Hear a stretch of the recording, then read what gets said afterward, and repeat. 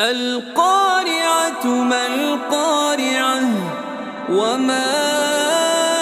أدراك ما القارعة يوم يكون الناس كالفراش المبثوث وتكون الجبال كالعهن المنفوش فأما من ثقلت موازينه فهو في عيشة راضية وأما من خفت موازينه فأمه هاوية وما